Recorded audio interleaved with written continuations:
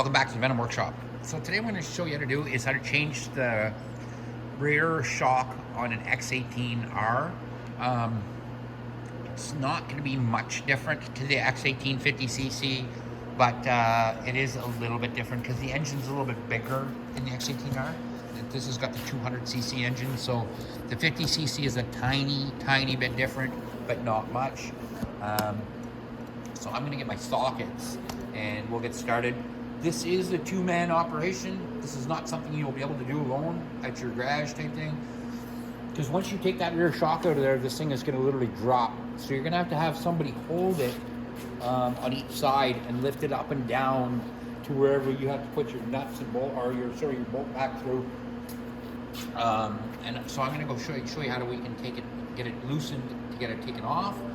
But then, like I said, you're going to need a friend to help you out to lift up the back of your bike. You could put it up on a jack stand probably, but you'd have to have your jack stand exactly the right height to do it. That's probably the way I'm going to do it. I'm going to slip my lift underneath here and lift it up. But if you're alone at home, make sure that you have something that you can actually adjust the height on the lift. And then you could probably take it off yourself. Other than that, you're going to need a buddy with you when you go to change this. So I'm going to get a lift underneath this bike. Excuse me. So I can do it by myself. And I'll show you how to go ahead and loosen it and get the nuts off and everything. Okay, so you're going to need a 14 mil socket and a 14 mil wrench. So I'm going to just loosen this, put it off. You may have to put a wrench on the other side, but you may not. It all depends how easy this is to move. I'm going to put my hand up in there and see if it's the other side's moving. No, it's not. So I can go ahead and take this nut all the way off.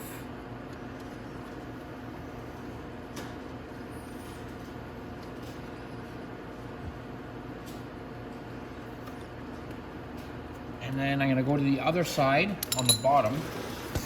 So down here on this side, I'm just going to take off the nut from the other side because it's on the other side.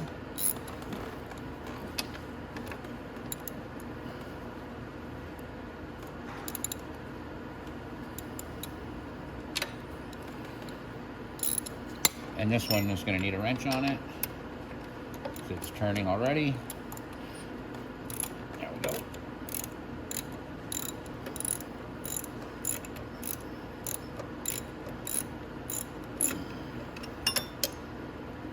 Go ahead and take the nut like that.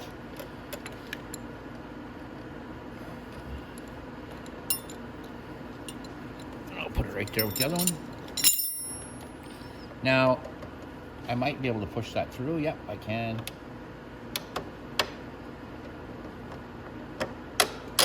And take that off. Now, the reason I can do that is because the bike is being held up by a stand here. If you don't have a stand, like I said, you're going to need a buddy to do this. So get a buddy to help you lift up on the back of your bike so that it stays and it doesn't move around. Because like I said, if I took the shock off and it was all the weight was sitting on this back end, it's going to snap up and you don't want to do that. So now I'm going to go ahead, I'm going to take my bolt off on the top. Like that. Put it beside the bottom one there. And now I can lift out my shock, just like that. And this is actually a really nice shock. It is adjustable. It's set on its lowest adjustment right now. This will actually compress the ride height a tiny bit. It won't do much, but it will compress it a bit. But when you do this, it will give it a stiffer ride. So if you like a softer ride, leave it down here. If you like a stiffer ride when you're riding, just turn it up here. And you can buy the spanner to turn this on Amazon. I don't usually use a spanner. I just use a set of channel locks and I turn it if I have to turn it. Now to install it, it's going to be the exact same way we took it out. So we're going to just go back up with the top like that. Put that back in place. I'm going to get my bolts and it's going to go back in the same way I took it out. Oops. Just like that. And then we can get our bottom bolt. And we can go ahead and put it back through. Just like that. And now we just have to put our nuts back on and tighten them up. And that's it.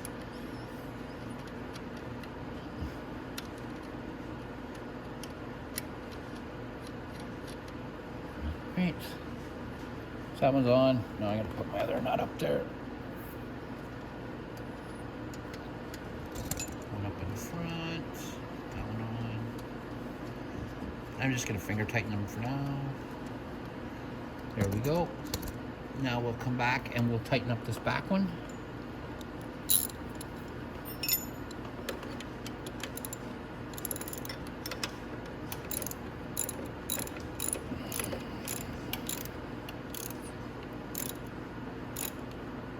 There we go. And then I'll get my extension back on.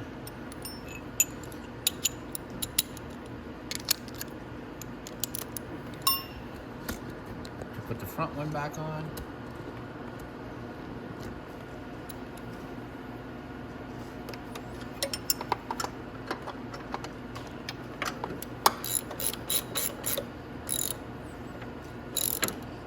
And these have a locking nut on them, so once you tighten them up, they will stay locked in place.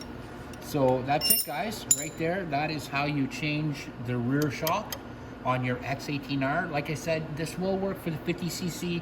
There's just a slight difference because of how the motor mounts, but it'll still be the exact same process.